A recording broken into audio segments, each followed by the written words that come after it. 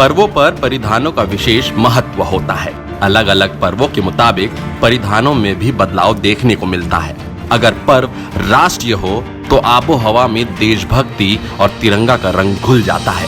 पूरी दुनिया में रेशम के धागों से बनी बनारसी साड़ी के लिए मशहूर शहर बनारस में इस बार स्वतंत्रता दिवस के मौके पर कुछ ऐसी ही तैयारियां हैं। दुकानों पर आई रेशमी तिरंगे वाली साड़ियों पर न केवल भारत के नक्शे वाली डिजाइन है, बल्कि बॉयकॉट चाइना का भी संदेश उखेरा गया है।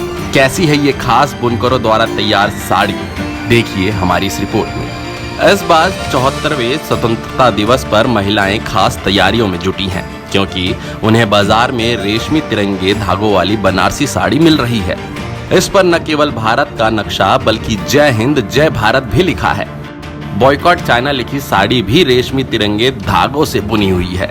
ऐसी ही साड़ियों को तैयार करने वाली आदिबा रहफत बताती हैं कि वो हथकरघा की बनी साड़ियां पसंद करती हैं और 15 अगस्त के मौके पर कुछ खास चाह रही थी तो उनको तिरंगे वाली बनारसी साड़ी मिल गई। मेरा नाम आदिबा रहफत खान है। हमने ये संदेश देने की कोशिश की है कि हमें खुद से ही सब कुछ करना चाहिए, दूसरों पे निर्भर नहीं रहना चाहिए। और ये साड़ी इसी तौर पे बनाई गई है कि और यहाँ पे कोई भी इस साड़ी पे कोई भी बाहर का चीज़ यूज़ नहीं किया गया है। जो जैसे बाहर की रेशम यूज़ किया जाता था, चाइना से आता था, हर जगह से आता था, और ये वो पूरी साड़ी पूरे इंडियन रेशम से बनी है। चूँकि भारत चीन विवाद के दौरान बॉयकॉट चाइना का मुद्दा भी चल रहा है, उसी से संबंधित रेशमी तिरंगे धागों की बनी बनारसी साड़ी पर भी बॉयकॉट चाइना का संदेश लिखा हुआ है। इस 15 अगस्त से अच्छा मौका इस साड़ी को पहनने का नहीं हो सकता कि हमें चीनी उत्पाद का बहिष्कार कर देना चाहिए। खास बात ये भी है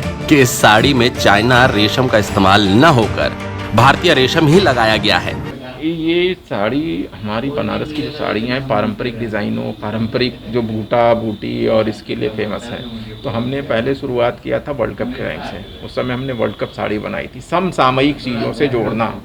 अभी क्या है, स्वतंत्रता दिवस भी और दूसरी चीज़ है चाइना के कुकृत्यों को देखते हुए जब पूरे विश्व में ये लहर उठी है चाइना को एक तरह से मैसेज देना कि तुम्हारे बगैर भी दुनिया चल सकती है।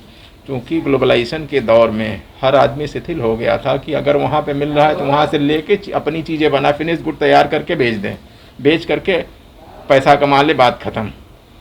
वहाँ पे आत्मनिर्भरता की बात, नेचुरल रिसोर्सेज में हमारा देश सबसे आगे है, एक्सपोर्ट्स में हमारा देश सबसे ज़्यादा खपत वाला देश हमारा है रेशम का। सबसे ज़्यादा साड़ियाँ यहाँ पहनी जाती हैं, लेकिन रेशम ज़्यादातर इम्पोर्ट होता है चाइना से। कुछ और धागे हैं इटली से होता है, जो अगर हमारे यहाँ धागे बन रहे हैं तो आखिरकार वो क्यों नहीं यूज हो रहे हैं। वहाँ पे क्या टेक्नोलॉजी का थोड़ी सी कमी है, जिसकी वजह से कॉम डियान जिसको बोलते हैं, एक सिरे से आखिरी सिरे तक धागा एक समान बने। सर्वेश जी, ये जानना चाहते हैं कि जो कलर आप लोगों ने चुना है तिरंगे कलर का, इसके पीछे क्या सोच रही है? इसकी एक बड़ी गूढ़ सोच है। एक तो बॉयकॉट चाइना तिरंगा का हमने कलर बनाया इसलिए है कि तिरंगा, जब आप हमारे देश के जवान जब शहीद होते हैं तो उन्हें तिरंगे में लपेटा जाता है। वो शक्ति का शक्ति स्वरूप होते हैं, हमारे देश की शक्ति हैं। उन्हीं की वजह से हम ढंग से देश के अंदर रहते हैं सुरक्षित। वही स्वरूप हम अपनी नारियों में देखते हैं, शक्ति स्वरूपा नारियाँ। साड़ी नारियाँ पहनती हैं, तो नारी को देश से जोड़ते हुए शक्ति स्वरूपा देश, भारत माँ हम बोलते हैं, तो माँ को अपने देश के तिरंगे से लपेट के अपने माँ भारत माँ का भी उसमें नक्शा बना हुआ है। तो नारी शक्ति को भारत देश से जोड़ते हुए मतलब उसे हम भारत माँ का स्वरूप बना रहे हैं। ऐसे में देखा जाए तो वाराणसी के व्यापारियों के द्वारा स्वतंत्रता दिवस के मौके पर बनाई गई इस खास साड़ी से पीएम मोदी के आत्मनिर्भर भारत को बढ़ावा मिलेगा। वाराणसी से एपीआई के लिए रवि सिंह की रिपोर्ट।